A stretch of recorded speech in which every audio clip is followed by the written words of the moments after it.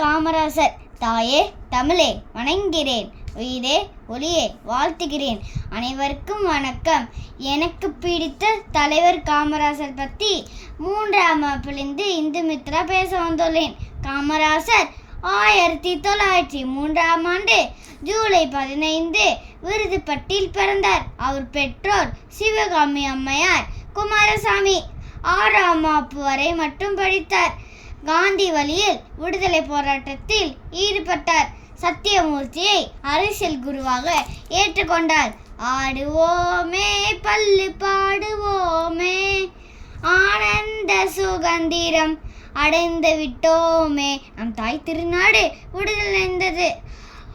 1954ஆம் ஆண்டு தமிழ்நாட்டில் முதலமைச்சர் ஆனார். அவர் ஆட்சி காலம் ஒரு காலமாக திகழ்ந்தது. பாண்டிய நாட்டு சீமையிலே ஒரு பச்சை குழந்தை அழுதடி, பாலுக்காக அளவில்லை படிப்புக்காக அழுதடி.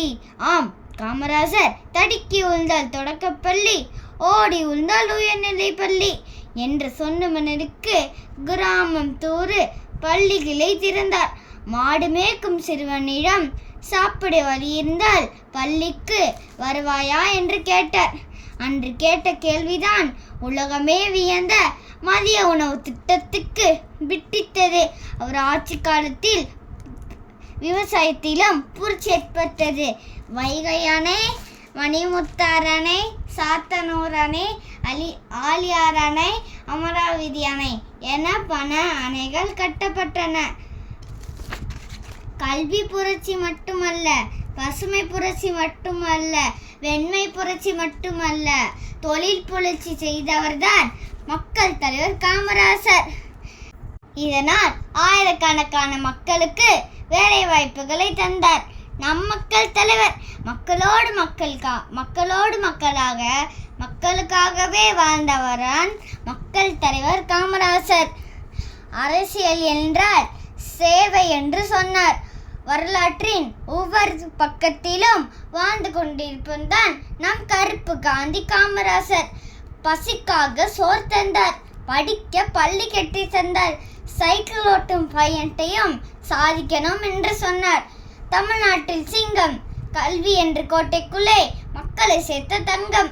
இந்த மண்ணு பேசும் பெயர் யாரு?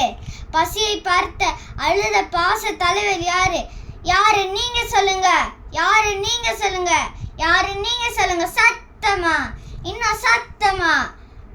அவர்தான் பெரும் தலைவர் காமராசர். எனவே மாணவர்களே, இளச்சிங்கங்களே, ஒன்றாய் வாருங்கள், புதிய பாரத்தை உருவாக்குங்கள். புறப்படுங்க சிங்கங்களே, பொறுப்படுங்க. கர்ம வீரர் வாழ்கவே, காமராசர் வாழ்கவே. நன்றி, வணக்கம்.